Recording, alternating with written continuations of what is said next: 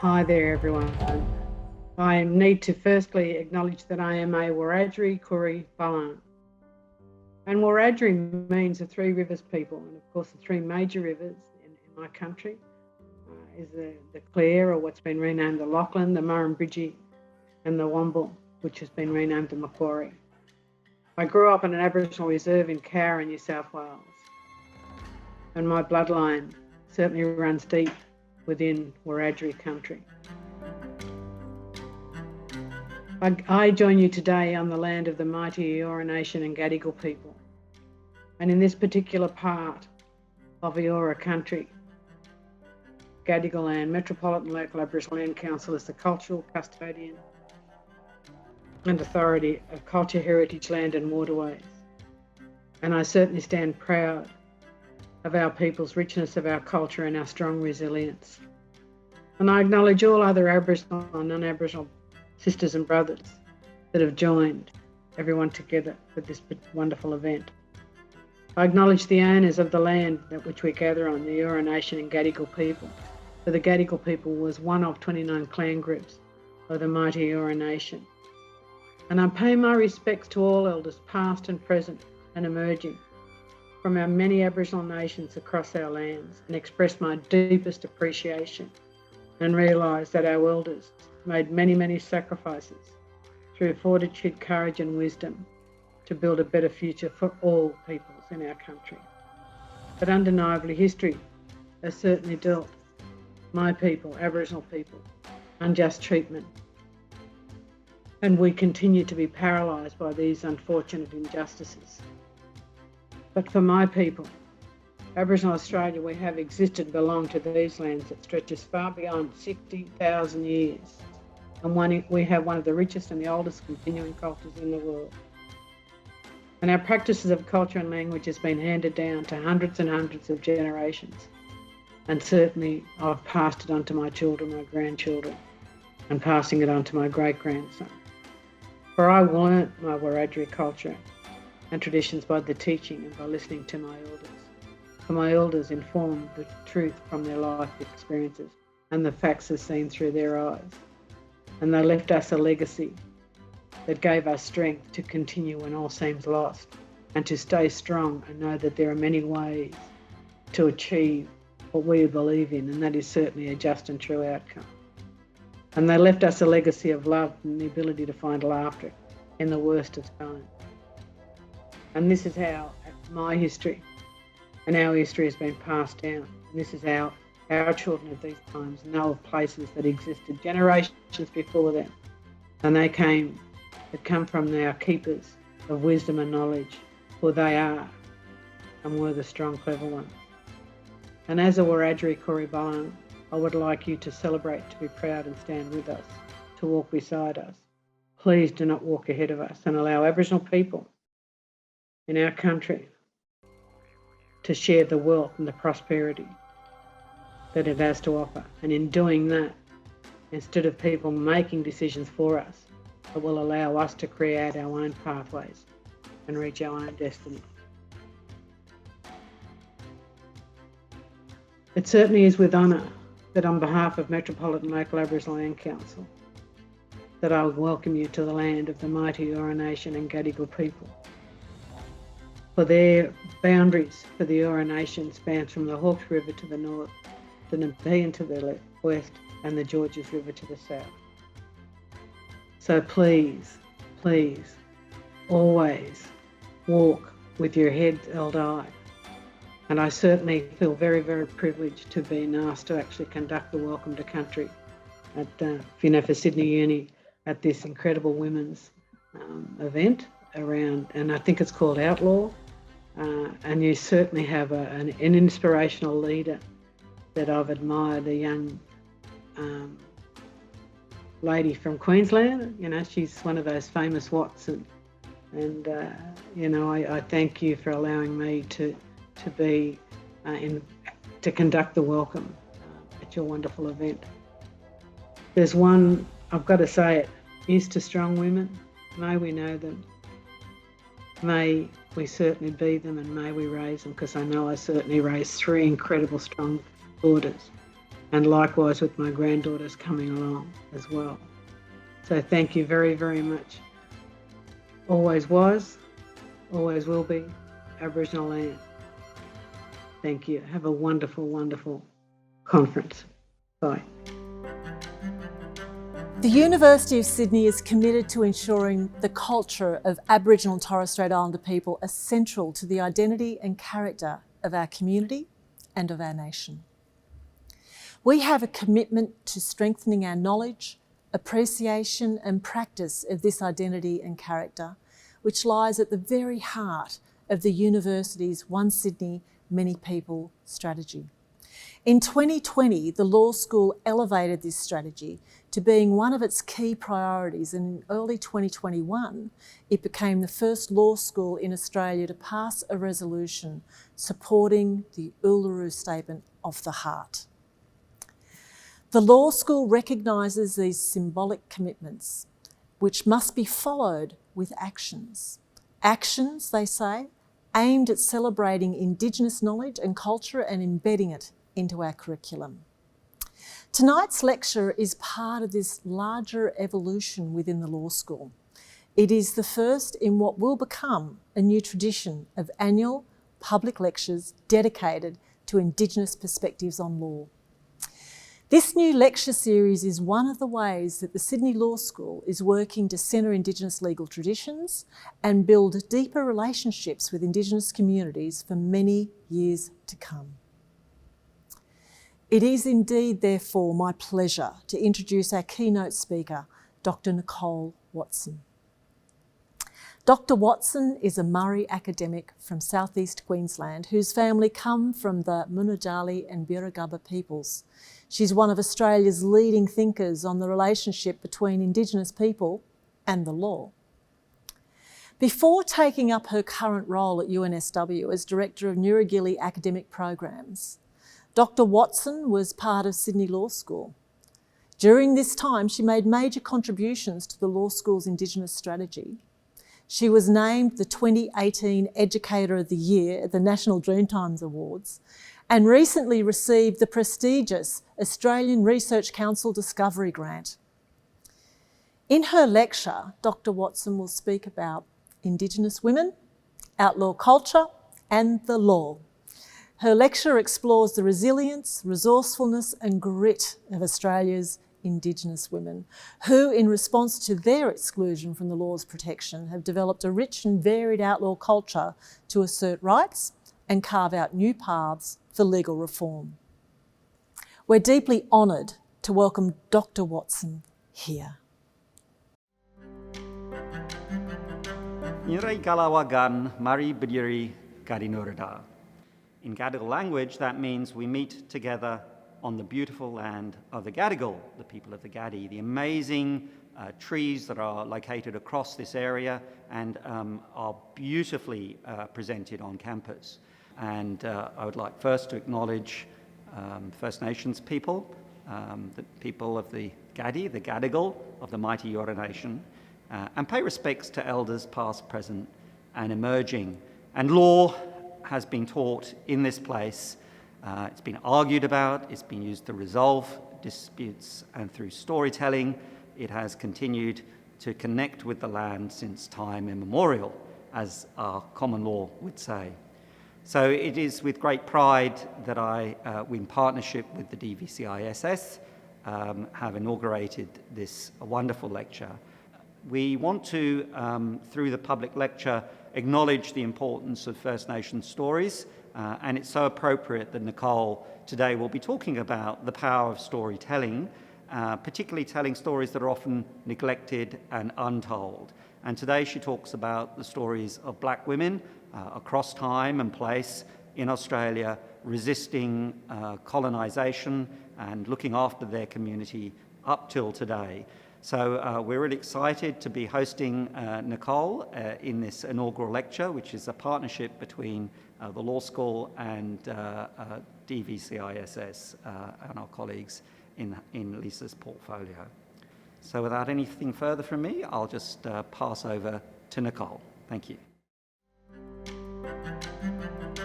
I would like to pay my respect to the traditional owners of the land upon which the University of Sydney sits, the Gadigal people of the Eora Nation.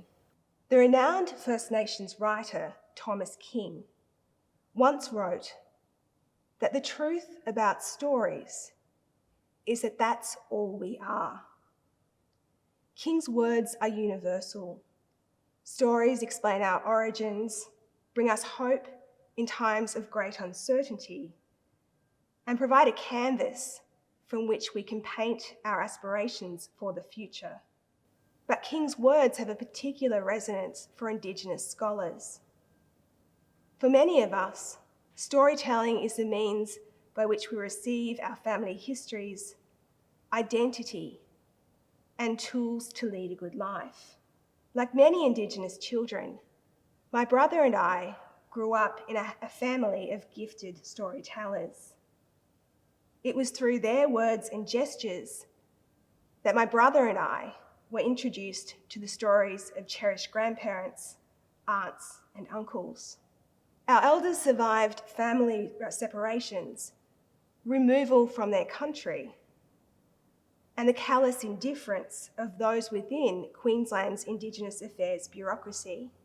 Even though some of the violence that they suffered continued to be inflicted upon their descendants, our elders did not become cynical. They never lost hope. When I was accepted into the T.C. Burns School of Law in the 1990s, I was introduced to another kind of storytelling, judgments. Initially, I struggled with reading judgments, primarily because people like the extraordinary adults of my childhood never appeared in them. At law school, we studied significant cases that had been initiated by staunch Indigenous people, such as John Koowarta and Eddie Mabo. But we dehumanised those giants by treating their stories as irrelevant. Perhaps that is why I have drawn upon critical race theory in much of my scholarship. This revolutionary movement was founded by primarily African American legal scholars in the closing decades of the 20th century to develop new methods of illuminating and challenging racism. One of the tenets of critical race theory is that racism is pervasive. It resounds in overt acts, subtle gestures, and institutional practices. Because racism is so entrenched in American society, it has become normal.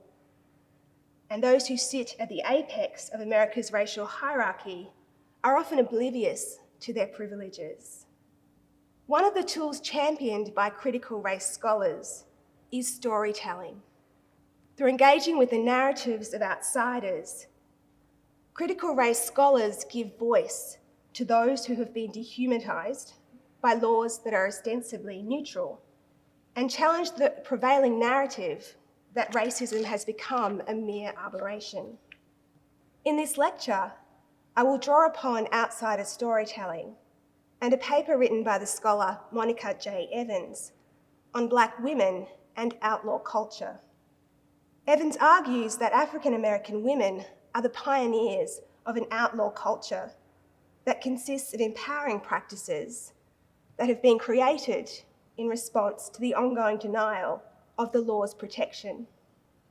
In Australia, Indigenous women have similarly been at the vanguard of an outlaw culture, which consists of tactics, values, and strategies that are located both within and outside of the law. Due to their invisibility, Indigenous women proponents of outlaw culture have been largely overlooked by scholars. This lecture will be divided into 4 parts. In part 1, I will unpack Evans' thesis. In part 2, I will discuss the various tropes through which settlers came to know Indigenous women. In part 3, I will provide a historical snapshot of some of the outlaw women who are compelled to break the law as a positive alternative to their oppression. Finally, I will show how generations of Indigenous women have operated within the parameters of the law in order to conceal an agenda of resistance.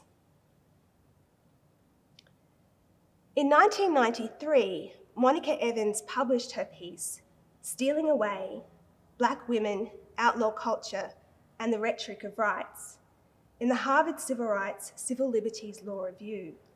In 1993, Evans published her piece, Stealing Away: Black Women, Outlaw Culture, and the Rhetoric of Rights, in the Harvard Civil Rights Civil Liberties Law Review.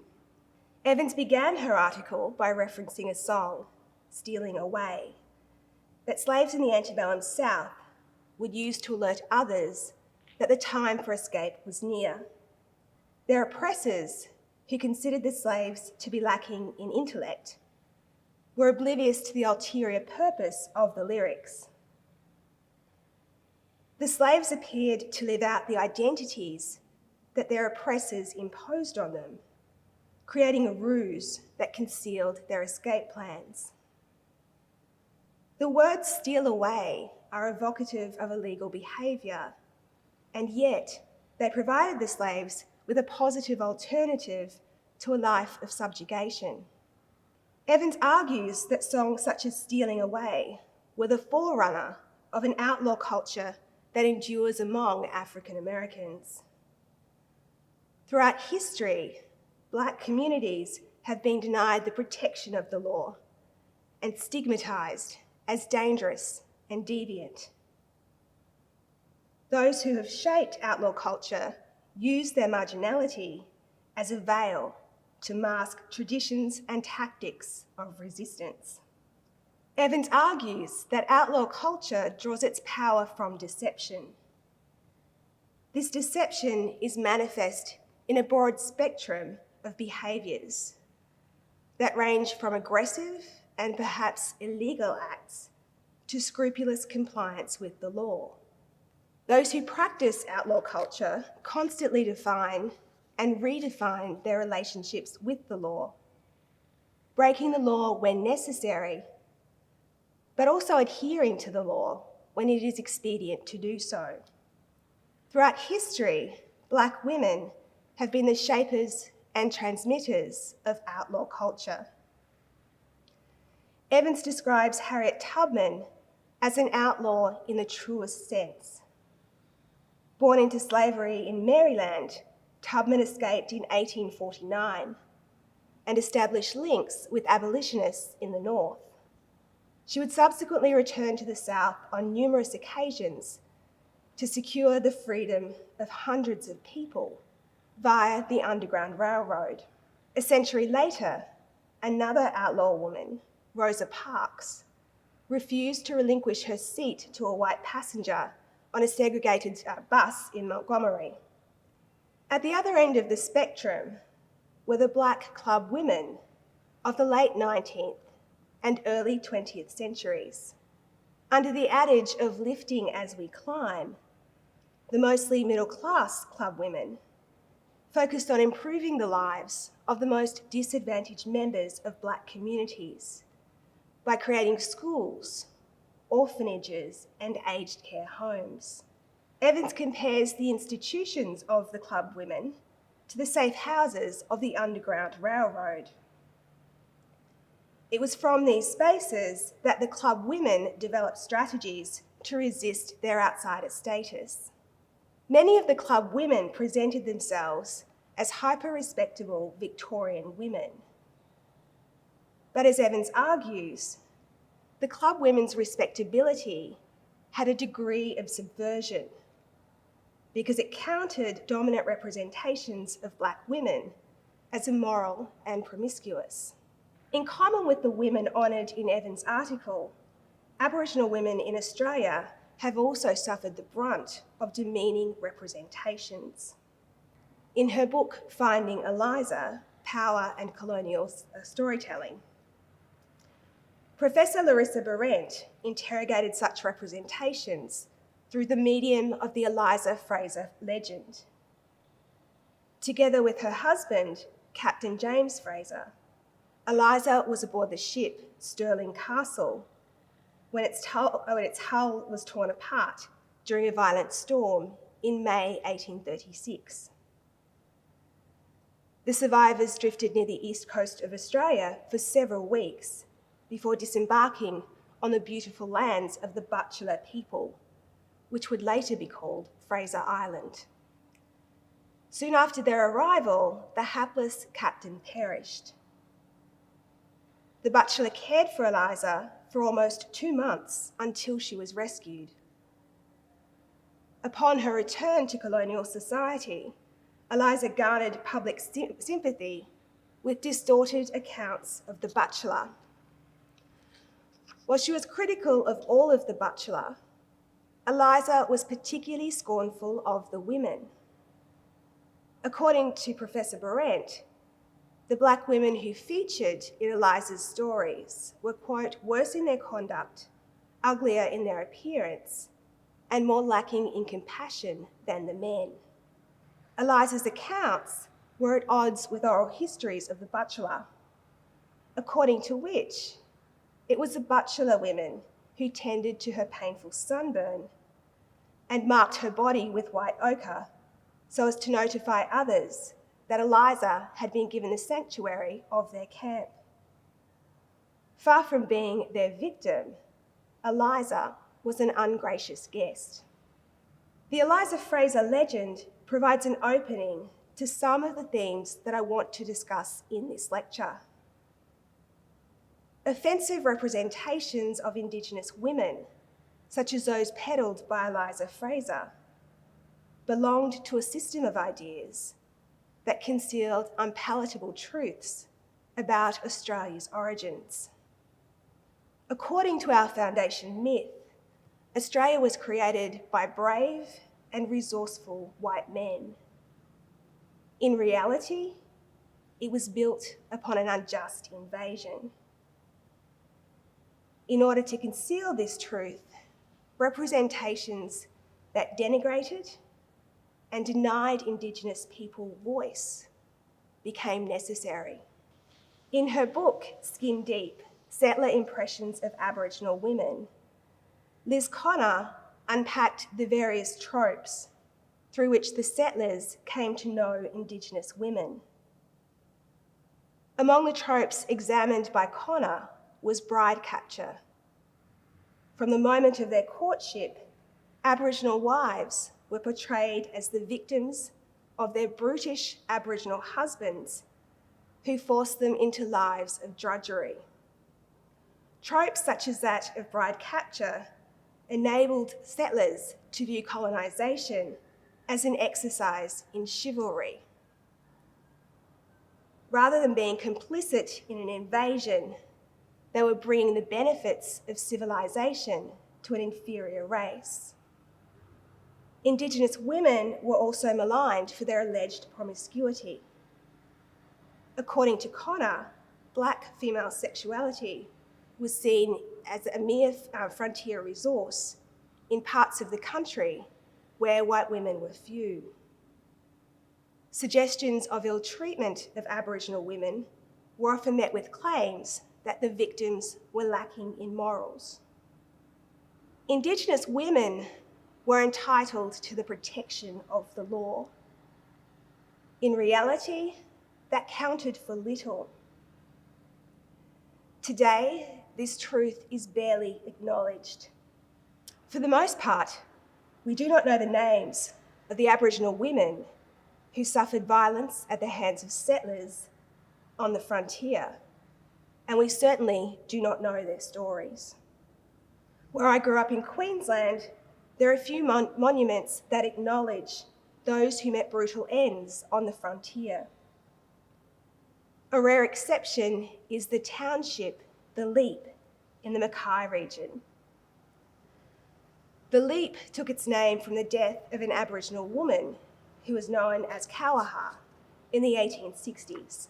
Following the discovery of speared cattle, the native police set out to conduct a dispersal. The term dispersal was a euphemism in 19th century Queensland for the indiscriminate killing of Indigenous people. Together with her infant daughter, Kauaha Sanctuary on the summit of what is now known as Mount Mandurana. Perhaps realising that it was only a matter of time before the native police captured them, Kauaha leapt, taking her child with her. According to legend, the child miraculously survived and was reared by settlers. Today, a pub called the Leap Hotel sits at the foot of that mountain. In the front stands an unflattering statue of Kauaha. It is difficult to imagine the terror instilled in women such as Kauaha. Women who watched their families, homes, indeed everything that had defined their worlds, devastated by invasion and then an ongoing colonisation. But among stories of tragedy and terror are those of the outlaw women who used their marginality as a space from which they carved out tactics and traditions of resistance. Among them were women who broke the law in order to reclaim their autonomy. The names of women who took up arms are unknown to most Australians. A rare exception is the Palawa warrior, Walya, who was born in what was then known as Van Diemen's Land in the early 19th century. As a young woman, Walya was sold to sealers in exchange for dogs and flour. After escaping from her captors, Walya taught members of her clan how to use firearms and led their resistance against the settlers. Walya became notorious for hurling insults at her enemies during attacks, and reportedly said that she liked the white men as she did a black snake. Walya's brief but momentous life ended after she contracted influenza in 1831. Other outlaw women secured a degree of autonomy by establishing relationships with male bushrangers.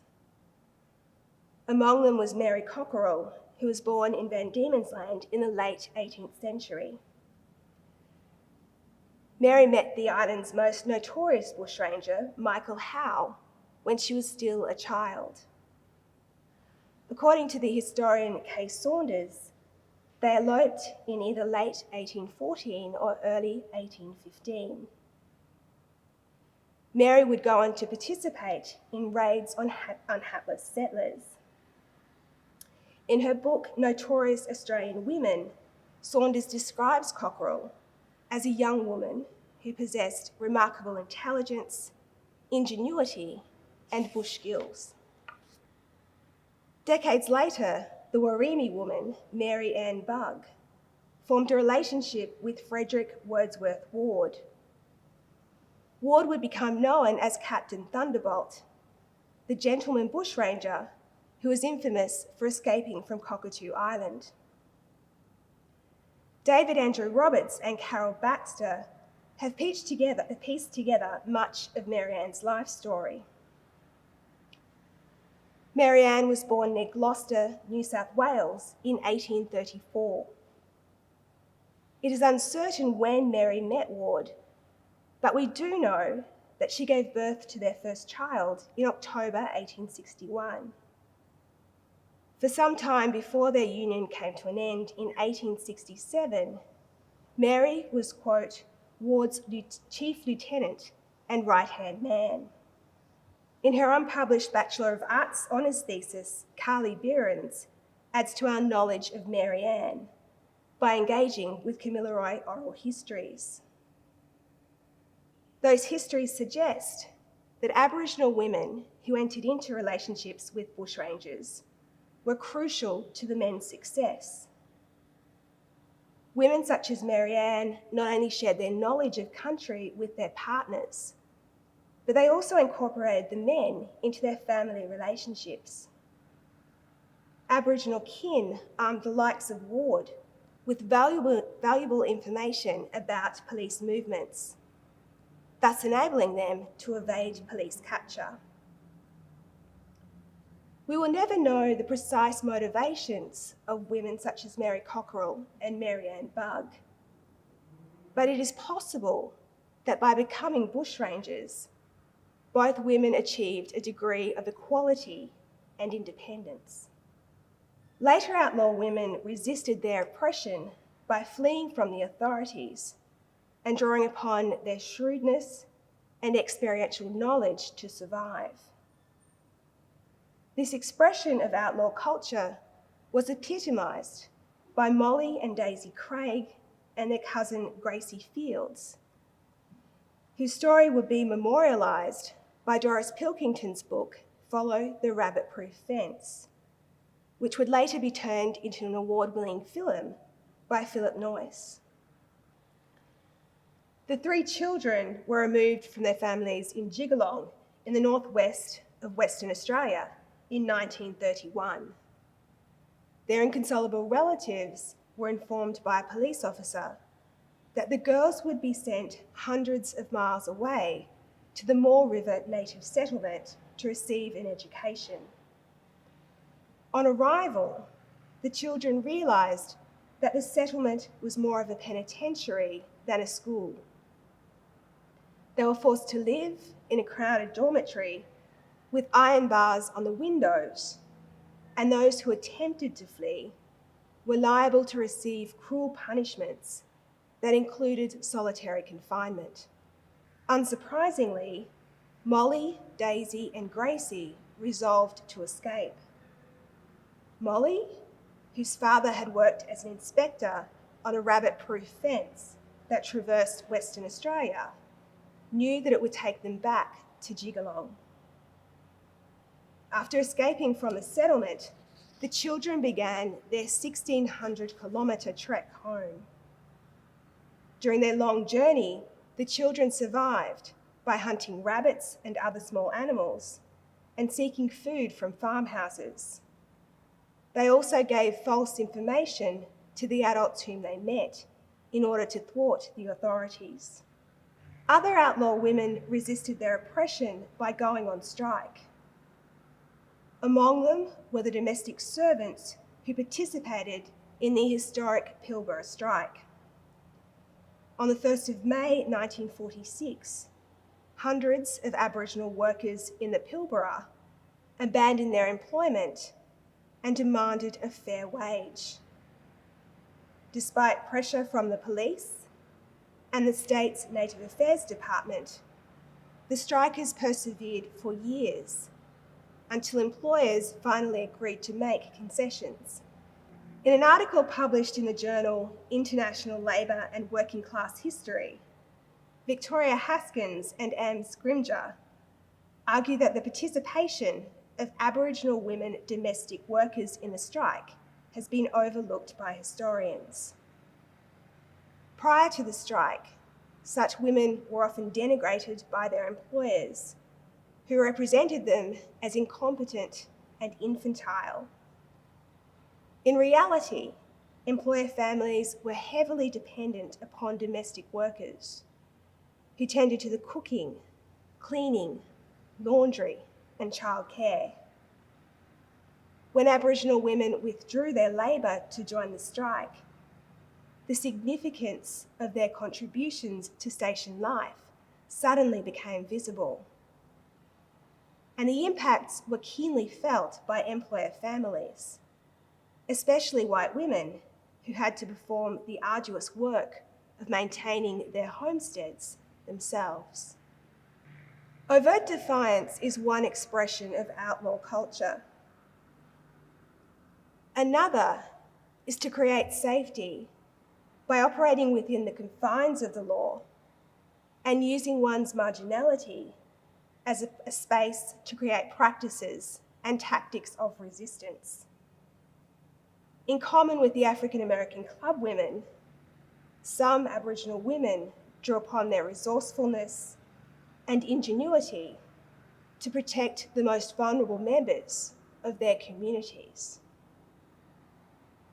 The life stories of Indigenous women are replete with characters who assumed responsibility for children within their extended families and communities. In her memoir, co-written by Bobby Sykes, Shirley Smith, who had become known as Mum Shirl, acknowledged the resourceful women who provided social welfare programs before the emergence of Indigenous community organisations in the 1970s.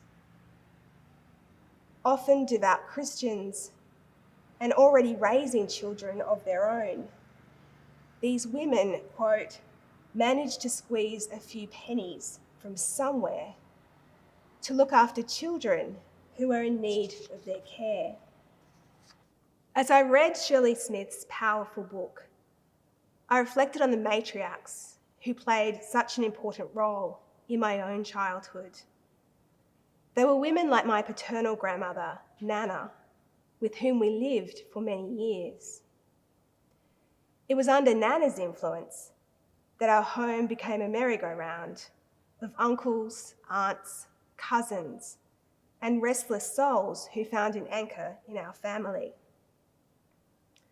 Although we were not a religious family, Nana was, and she would insist on saying grace each night. Nana was demure, and on the surface, she appeared to be a conservative woman. Beneath the exterior, however, was an outlaw who defied so many of the negative representations and low expectations that mainstream society imposed upon Aboriginal women. Like the other matriarchs in our family, Nana was resilient. Poverty had never been far from her young family, but she had kept them together. After her children left home, Nana rose through the ranks of the Commonwealth Public Service. She served on the boards of community organisations and cared for her growing number of grandchildren. It was through Nana that I received an education that was lacking in high school and then university. Her stories introduced me to the injustices of the protectionist regime, a body of laws and policies that turned generations of Indigenous people into wards, whose entire lives were subject to the pernicious control of those within Queensland's Indigenous Affairs bureaucracy. It was also because of Nana that I learnt about the importance of education. In common with other Aboriginal children of her era, Nana had been compelled to leave school after she completed grade 4 and sent out to domestic service. This was a story that she told me many times, and I suspect that was because Nana was determined that I would go to university.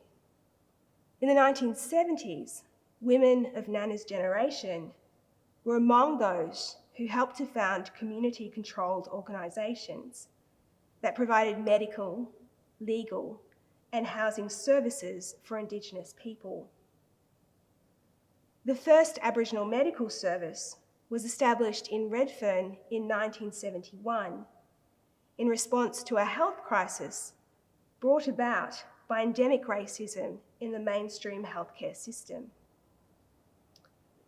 In an article commemorating 20 years of the Redfern Aboriginal Medical Service, Professor Gary Foley reflected that prior to its inception, some Indigenous patients would have preferred to die rather than, quote, face degrading, humiliating treatment at the hands of non-Aboriginal health workers. Initially, the Redfern Aboriginal Medical Service was run by volunteers. A grant from the Department of Aboriginal Affairs allowed for the employment of a doctor, a nurse, and a field officer, Shirley Smith. In 1972, Naomi Mayers would be employed as the administrator. Hailing from a family with a long commitment to the Indigenous struggle, Mayers would become recognised as a leader in Indigenous health. During this era, Indigenous women also established childcare services. In her history of activism in Redfern, Johanna Perhin-Tupa chronicled the story of the Marawina Preschool and Childcare Centre. Established in 1973, Marawina grew from a breakfast program which had been created by community leaders out of recognition that many Indigenous children were going to school hungry. Under the leadership of Indigenous women, Marawina became a space where the children were encouraged to take pride in their identity and culture. In summary, outlaw culture finds expression in a diversity of relationships with the law. Women such as Walya and Marianne Bugg resisted their subjugated status by breaking the law. Later outlaw women broke free from the policies that gave rise to the stolen generations by running away and using their wits to evade the authorities. Others worked within the boundaries of the law and drew upon their experiential knowledge and resourcefulness to provide for the most vulnerable people in their communities. Monica Evans argues that African American outlaw culture is in a constant state of motion, frequently making and remaking itself. This is also true of Indigenous outlaw culture, which has evolved over time in response to changing circumstances. In the remaining part of this lecture, I will discuss a contemporary expression of Indigenous outlaw culture, which is harnessing the law. When Indigenous women appear in judgments, their voices are often missing. Stripped of their stories, they become mere silhouettes of human beings. Alternatively, Indigenous women are hidden behind representations so familiar to most Australians that they alone define reality. One of the cases that I studied at law school, which I have often reflected upon over the years, was a 1934 decision of the High Court called Dakia and the Crown. Dakia was an esteemed leader of the Yolngu people of Arnhem Land in the Northern Territory. He was convicted of the murder of a police officer, Constable Albert McCall. In August 1933, McCall had been a member of a police party that travelled to the remote Buddha Island to investigate the deaths of some Japanese fishermen. Soon after landing, the party apprehended some Yolngu women. Although the women were not suspected of committing any crime, they were restrained in handcuffs. After receiving word that a group of Yolngu had alighted nearby, the police party dispersed. Some went to intercept the new arrivals. McCall, however, stayed with the women and the police trackers. McCall was not seen by his colleagues alive again. His body was found the following morning. McCall appeared to have died from a spear wound to the chest. Dakia was charged with McCall's murder and sent to Darwin. Following a trial, which was conducted in a language that he did not understand, Dakia was found guilty and sentenced to death. A number of anomalies served to deprive Dakia of a fair trial, and his conviction was quashed. Law students are often taught about this case in the context of ethical obligations owed by advocates to their clients. But I have always remembered the case because of the treatment of the Indigenous women. In the judgments, the Yolngu women were reduced to nameless lubras, a very offensive term. Not one of the women was called to give evidence of what they might have seen on the day that McCall lost his life. The actions of the police in placing the women in handcuffs were illegal but barely raised a murmur. We will never know how the women were impacted on that fateful day, although I imagine that they were terrified. Judges no longer refer to Indigenous women by derogatory terms such as lubra, but the stories of Indigenous women are invariably absent from judgments. In spite of their invisibility, Indigenous women have sought to harness the law as a tool to protect their rights and their connections to country. One early example of such a case was Onus and Alcoa. In 1980, the Gunditj Mara women, Sandra Onus and Christina Franklin, commenced an action against the mining company Alcoa in the Victorian Supreme Court. The women sought to restrain Alcoa from building an aluminium smelter on part of their country in Portland, Victoria. They argued that the smelter would interfere with their custodianship of ancient relics, in contravention of the Victorian Archaeological and Aboriginal Relics Preservation Act. The Victorian Supreme Court held that the women had not made a prima facie case for standing to sue to prevent a breach of the Act. The women's appeal to the full court of the Supreme Court was unsuccessful. However, they would eventually achieve victory in the High Court. The High Court recognised that the women had standing because of their special interest in the subject matter of the action. As the descendants of those who had lived on and cared for the land since time immemorial, the Gunditj Mara would be more affected by the destruction of the relics than other members of the Australian community. When I learnt about this decision in law school, we were concerned only with the question of standing. Much of what has been written by legal scholars about this case has also been confined to that issue. I'm in no way suggesting that legal principles are irrelevant, but I do argue that by overlooking the women's stories, we failed to grasp that this case was about so much more than the issue of standing. In reality, it was a crucial chapter in a decades-long fight by the Gunditj Mara people to gain redress for dispossession. The true significance of Sandra Onus's and Christina Franklin's legal battle is relayed in the book, The Gunditj Mara Land Justice Story, written by Jessica Weir. In the aftermath of the High Court's decision, the then Victorian Premier, John Cain, made a valuable offer to the Gunditj Mara.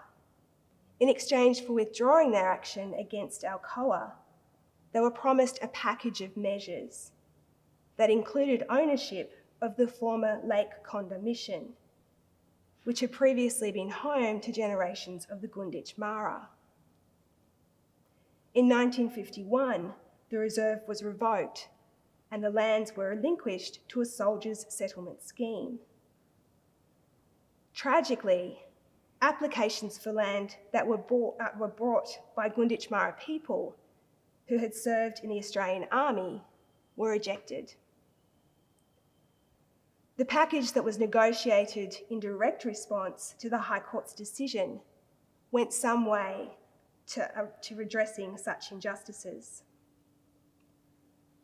The women's action also prepared their community for the complex and gruelling recognition process contained in the Native Title Act. Their journey towards recognition would begin in 1996. 11 years later, the Federal Court made a consent determination which recognised the Gunditj Mara people's native title rights to their country. Over the years that followed Onus and Alcoa, other Indigenous women sought to harness the law in order to achieve their goals. Among them was a Ngarrindjeri woman, Doreen Cartinieri, who engaged in a lengthy battle to protect an area now known as Hindmarsh Island from desecration by the construction of a bridge. During the same era, Mary Yamir of the Croker Island region was at the helm of her people's struggle for recognition of their native title rights to sea country. In the first decade of the 21st century, Vicky Roach challenged the validity of provisions of the Commonwealth Electoral Act that disqualified all persons serving sentences of imprisonment from voting in federal elections. To date, legal scholars have shown little interest in the stories of such women. But research might reveal that their legal battles were a contemporary expression of outlaw culture. As the Gunditj Mara land justice story shows us, a narrow focus on the legal questions can obscure the true significance of these cases to both the women who instigated them and their communities. In conclusion, base caricatures of Indigenous women belonged to a system of ideas that reinforced the foundation myth. That is, the narrative that Australia was created by heroic and resourceful white men. Representations of the barbarous other and the uncontrollable Jezebel concealed the realities of a violent invasion. They also became the means through which generations of settler Australians came to know Indigenous women. However, Indigenous women have never been the submissive victims of colonisation. Despite the horrors of invasion and later the denial of personal freedoms under the policy of protection, Indigenous women created ingenious means to reclaim their autonomy. Some outlaw women empowered themselves by entering into relationships with male bushrangers. 3 young girls would walk 1,600 kilometres to return to the arms of their loved ones. Other outlaw women drew upon whatever resources they could find to care for the most marginalised people within their communities. With the emergence of the policy of self-determination in the 1970s, outlaw women were among those who established community-controlled organisations that provided services for people who had suffered long histories of neglect. Despite the absence of Indigenous women's voices from judgments, there appears to be an emerging tradition within outlaw culture of using the law as a tool to achieve one's goals. Why should all Australians engage with the stories of Indigenous outlaw women? Why do their stories matter? I would argue that the stories of outlaw women matter because the lives of Indigenous women matter. I would also argue that all Australians have much to learn from the brilliance of Black women. The women whose stories I have relayed in this lecture understood the interconnectedness between individuals and their communities. They knew that all are diminished while the most vulnerable are left to fend for themselves. The outlaw women also appreciated their own power. They refused to accept the lowly roles that society had carved out for them. In the face of unrelenting racism, they never capitulated. During a time when our values have become warped, when our political leaders appear to care little for the various crises that will be the inheritance of future generations, we would do well to engage with the stories of these remarkable women. Thank you.